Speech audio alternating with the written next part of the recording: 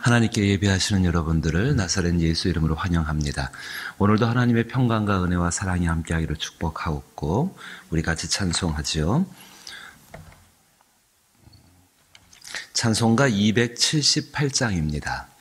278장 여러 해 동안 주 떠나 세상 연락을 즐기고 278장입니다.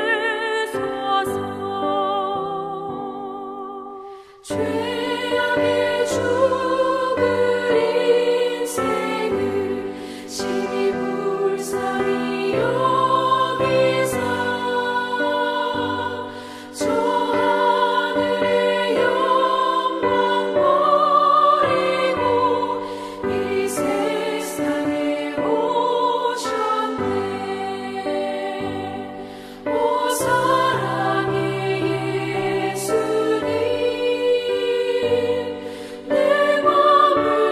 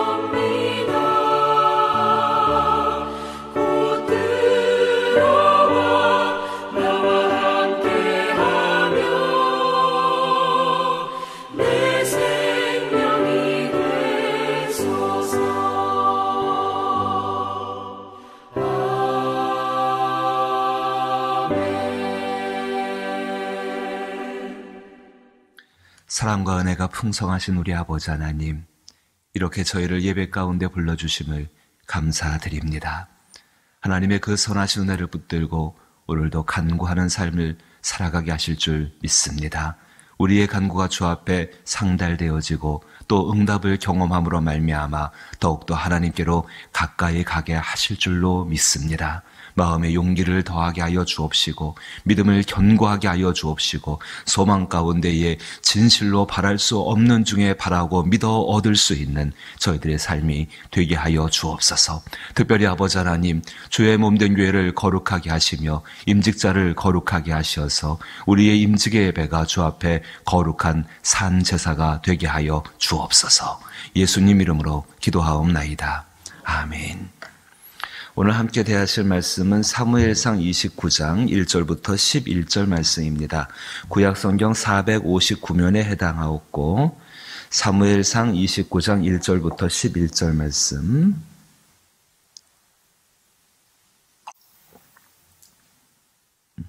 한 절씩 번갈아 읽어보지요. 1절부터 11절입니다. 제가 먼저 1절을 읽습니다. 사무엘상 29장입니다.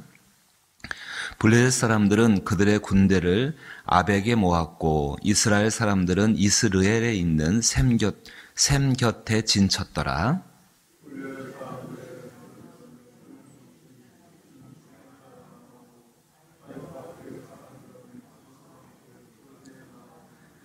블레셋 사람들의 방백들이 이르되 이 히브리 사람들이 무엇을 하려느냐 하니 아기스가 블레셋 사람들의 방백들에게 이르되 이는 이스라엘 왕 사울의 신하 다윗이 아니냐. 그가 나와 함께 있은 지 여러 해로되 그가 망명하여 온 날부터 오늘까지 내가 그의 허물을 보지 못하였노라.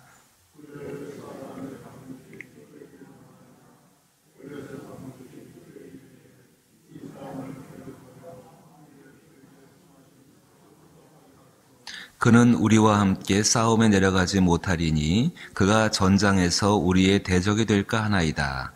그가 무엇으로 그 주와 다시 화파리이까? 이 사람들의 머리로 하지 아니하겠나이까? 그들이 춤추며 노래하여 이르되 사울이 죽인 자는 천천히요 다윗은 만만이로다 하던 그 다윗이 아니니까 하니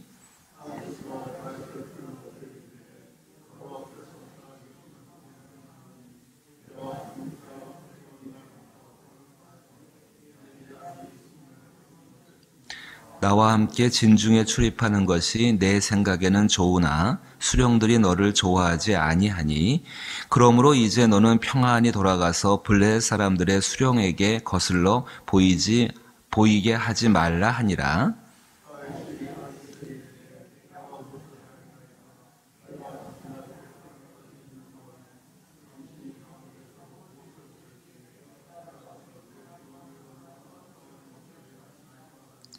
아기스가 다윗에게 대답하여 이르되 내가 내 목전에 하나님의 전령같이 선한 것을 내가 아나 블레셋 사람들의 방백들은 말하기를 그가 우리와 함께 전장에 올라가지 못하리라 하니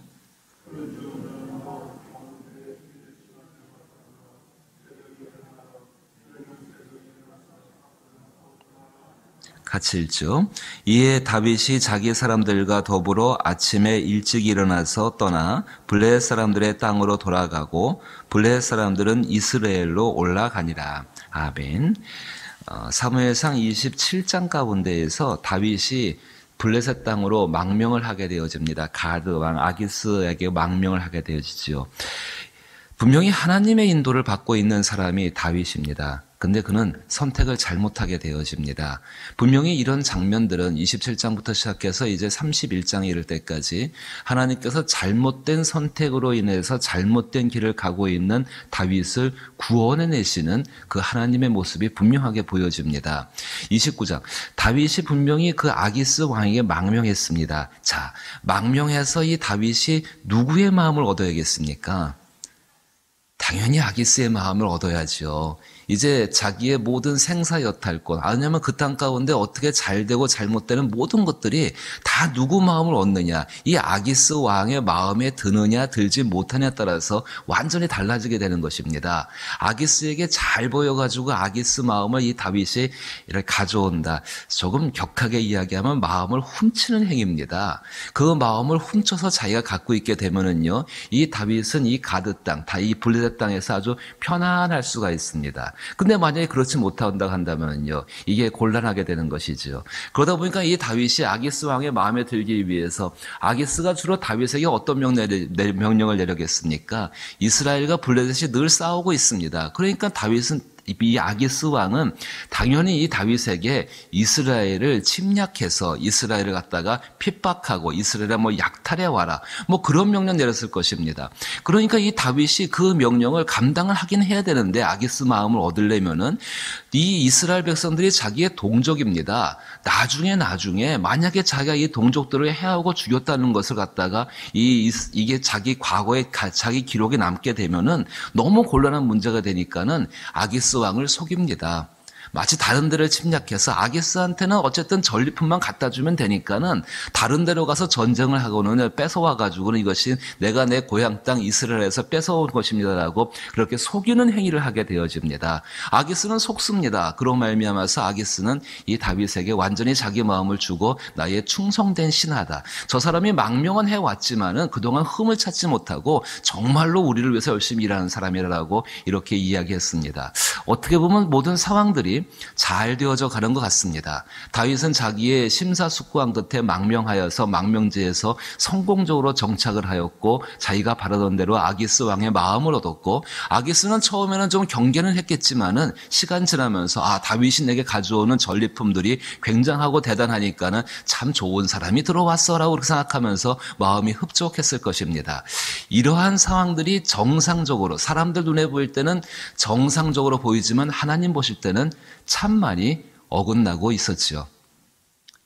하나님께서 이 상황들을 바로잡기 위해서, 사실은 이것이 다윗 속에 있는 곤고함 가운데 있는 그 다윗을 건져내시기 위한 하나님의 일하심이십니다. 전쟁이 일어나게 됩니다. 1절 말씀입니다.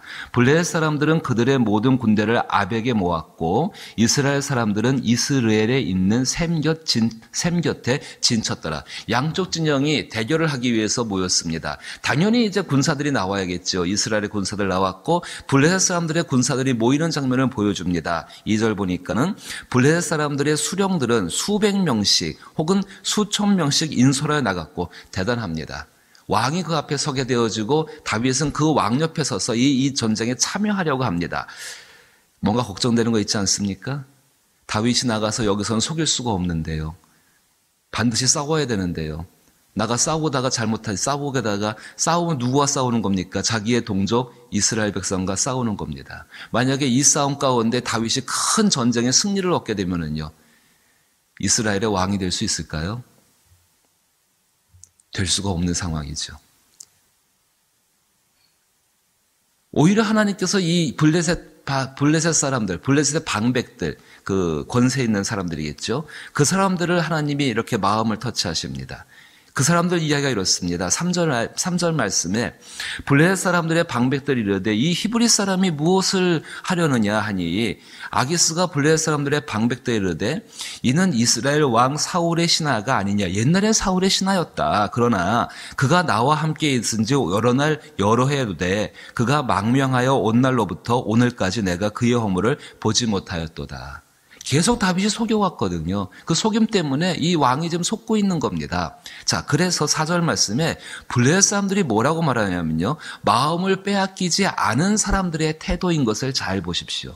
마음을 빼앗긴 이 블레셋 왕, 이 아기스의 마음은 완전히 다윗 편에, 다윗의 그 어떤 생각 가운데 가 있는데, 그 방백들은 굉장히 냉정합니다. 4절 말씀에 조금 길지만은 블레셋 사람들의 방백들이 그에게 노한지라. 블레셋 방백들이 그에게 이르되 이 사람을 돌려보내어 왕이 그에게 정하신 그 처소로 가게 하소서. 그는 우리와 함께 싸움에 내려가지 못하리니 그가 전장에서 우리의 대적이 될까 하나이다.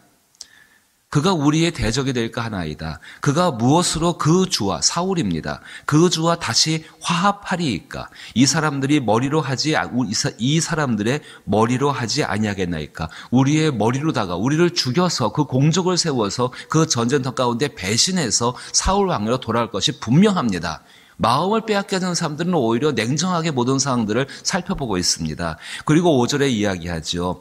그들이 춤추며 노래하여 이르되 사울이 죽인 자는 천천히요 다윗은 만만이로다 하던 그 다윗이 아니니까. 그렇게 다윗이 칭찬을 하던 그 노래입니다. 그 노래를 반복하면서 이것을 한번 기억해 보십시오. 그가 누군지라고 이야기를 하게 되는 것입니다. 자, 사랑하는 성도 여러분, 이 장면들을 우리가 바라보면서 한 가지 생각을 해봐야 합니다. 우리는 과연 세상을 살면서 어떤 방법, 어떤 수단을 동원하든지 어떤 사람의 마음을 빼앗아서 마음을 훔쳐와서 자신의 목적을 이루려고 할 때가 너무나도 많이 있다는 것 아닙니까? 사람들의 마음을 얻는 일 가운데 우리는 너무나도 많은 힘을 쓰고 있습니다. 그런데 우리가 누구입니까?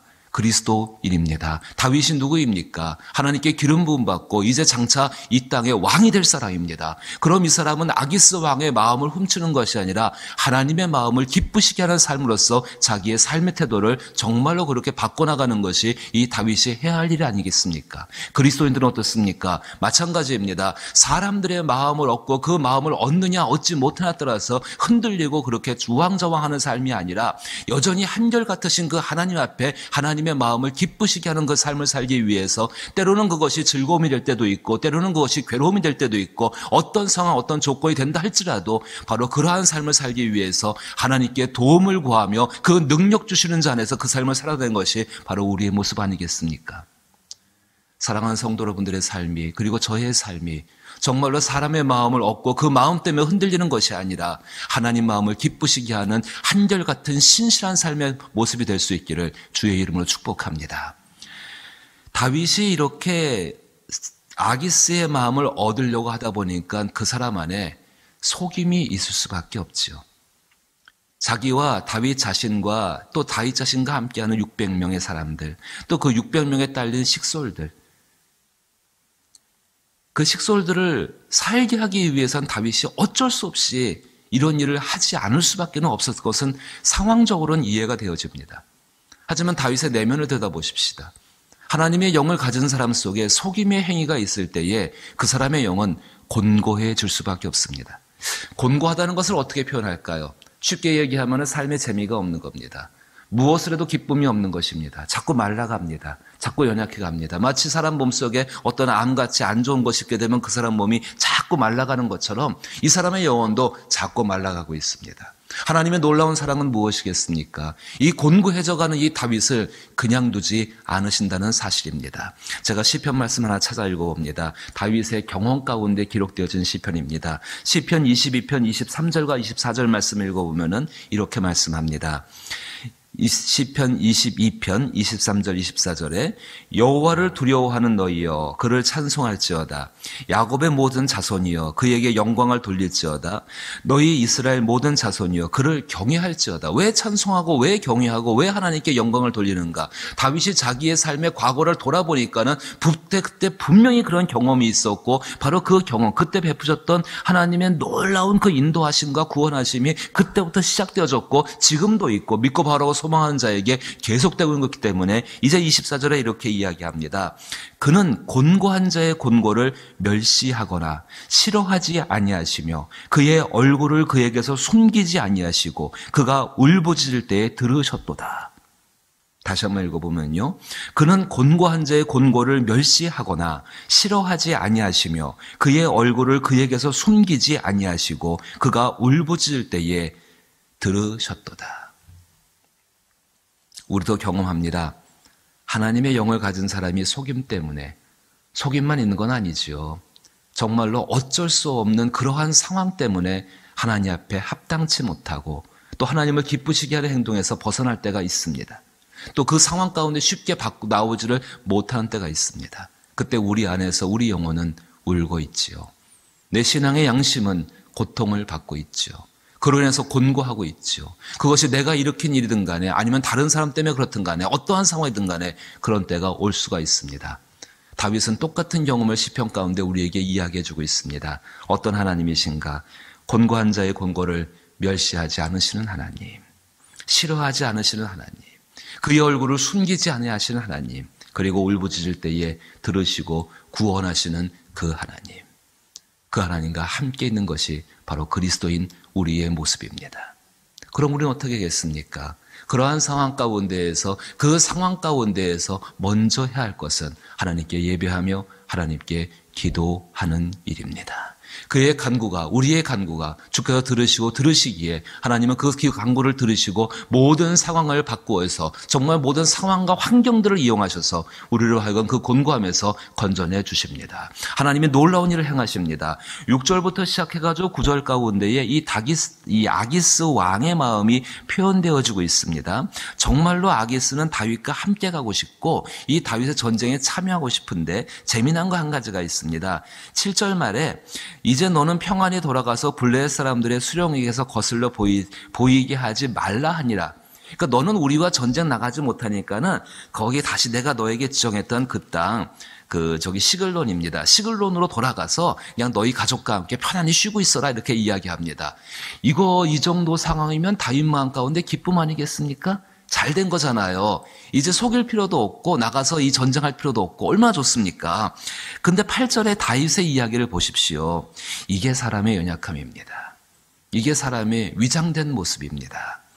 다윗이 아기스에게 이르되 내가 무엇을 하였나이까? 내가 당신 앞에 오늘까지 있는 동안에 당신이 종에게서 무엇을 보셨기에 내가 가서 내 주 왕의 원수와 싸우지 못하게 하시나이까? 이게 다윗의 본 마음일까요? 다윗 안에 있는 신앙의 양심 가운데 나오는 진실한 얘기일까요? 이 이야기가 과연 하나님 앞에 정당한 이야기일까요? 다윗의 마음에는 욕심이 있습니다. 아기스 왕의 마음을 놓치고 싶지 않은 것이지요. 명분을 갖고 싶은 것이지요. 분명히 다윗은 자기 시글락, 아기스 왕이 배정해준 그 땅으로 돌아가서 가족과 함께 있으려고 할 것입니다. 근데 그 마음을 이렇게 위장되게 표현합니다. 우리가 하나님 앞에 회개할 것이 한 가지 있습니다. 적어도 우리 마음 속에 이런 것이 있을 때에 이것을 우리 입 밖으로 내서 다른 사람들의 마음을 훔치려는 태도를 우리는 회개해야 합니다. 또 특별히 임직을 앞고 있고 또 임직자를 세우는 과정 가운데 먼저 직분을 받은 저의 마음 속에서도 이 말씀을 통하여서 각오를 새롭게 합니다. 사람의 마음을 훔치는 그런 일들이 아니라 하나님을 기쁘시게 하는 그 순전하고 정직한 사역들을 감당하게 하여 주옵소서. 슬픈 이야기지만은요, 하나님은 이 다윗의 마음을 보시고 이 다윗의 마음을 꾸짖으십니다. 이제 내일부터 살펴보게 되는 30장 이야기입니다. 시글락에 돌아갔습니다. 근데 그 시글락에 더 큰 원수 아말렉이 침략을 해서 모든 것을 빼앗아 갔습니다. 중요한 것은 하나님 앞에 우리의 마음을 어떻게 결정하고 그 마음을 어떻게 표현하는가입니다. 마음의 결정은 우리가 할 수가 있습니다. 그 마음의 한 결정을, 선한 결정을 내가 선하게 표현하고자 한다면 하나님이 반드시 도와주실 것입니다. 그러나 마음의 한 건 선한 결정을 속이고 여전히 내 겉모습 때문에 이것을 위장된 채로 표현한다고 한다면 그 대가를 우리는 또 감당해야 합니다. 하나님이 어떤 분이신가? 분명히 공고함 속임으로부터 구원의 기회를 주시는 그 하나님이시고 그 구원의 기회를 주시는 것이 우리 가운데는 기이한 사랑으로 나타나게 되어집니다. 역시 똑같은 다윗의 경험 가운데는 시입니다. 시편 17편 4절로부터 7절 말씀 보니까 사람의 행사로 논하면 나는 주의 입술의 말씀을 따라 스스로 삼가서 포악한 자의 길을 가지 아니하였사오며 나의 걸음이 주의 길을 굳게 지키고 실족하지 아니하였나이다. 하나님이여 내게 응답하시겠으므로 내가 불렀사오니 내게 귀를 기울여 내 말을 들으소서. 주께 피하는 자들을 그 일어나 치는 자들에게서 오른손으로 구원하시는 주여 주의 기이한 사랑을 나타내소서. 곤고해질 수밖에 없는 상황이 있을 수 있습니다. 이때 주께 피하십시오. 우리의 기도와 우리의 간구가 그리고 우리가 주 앞에 기도하는 개인적인 시간들이 죽게 피하는 골방의 기도가 되기를 원합니다. 거기서 그때 하나님은 은밀히 갚으시고 그 하나님의 도우심으로 말미암아 상황을 바꾸시고 역전시키시며 그의 곤고한 가운데 건져내셔서 다시금 하나님의 자리로 돌아오게 하시는 그 하나님의 놀라운 것들을 경험할 줄로 믿습니다. 이 놀라운 것들을 또한 우리의 사랑하는 자녀들에게 가르칠 수 있는 귀한 분들 될 수 있기를 주의 이름으로 축복합니다. 주기도문으로 예배 마칩니다. 하늘에 계신 우리 아버지여, 이름이 거룩히 여김을 받으시오며 나라의 임하옵시며 뜻이 하늘에서 이룬 것 같이 땅에서도 이루어지이다. 오늘날 우리에게 일용할 양식을 주옵시고 우리가 우리에게 죄 지은 자를 사하여 준 것 같이 우리 죄를 사하여 주옵시고 우리를 시험에 들게 하지 마옵시고 다만 악에서 구하옵소서. 대개 나라와 권세와 영광이 아버지께 영원히 있사옵나이다. 아멘. 하나님의 마음을 얻으면 세상의 모든 걸 다 얻습니다. 사람의 마음을 얻으면 오늘 보신 것처럼 언제 바뀔지 모릅니다. 그것에 의지하지 마시고 믿음을 새롭게 하시며 하나님을 새롭게 바라보시며 주의 말씀 의지해서 하나님, 나로 하여금 하나님을 기쁘시게 하는 하나님 마음을 얻는 삶을 살게 하여 주옵소서. 성령이 반드시 그 삶을 도우실 줄로 믿습니다. 나라와 우리 민족 이 땅을 위해 기도해 주시고 코로나19의 사태가 점점 심해져 가고 있습니다. 주여 우리에게 은혜와 구원과 긍휼을 베풀어 주옵소서. 특별히 우리 수험생들, 또 믿지 않는 영혼들, 환우분들, 또 이제 토요일에 있게 되는 임직 예배를 위해서, 임직자를 위해서, 임직자를 받아들이는 정말 세우는 우리 교회를 위해서, 성도분들을 위해서 함께 기도할 수 있게 되기를 원합니다. 같이 기도합니다.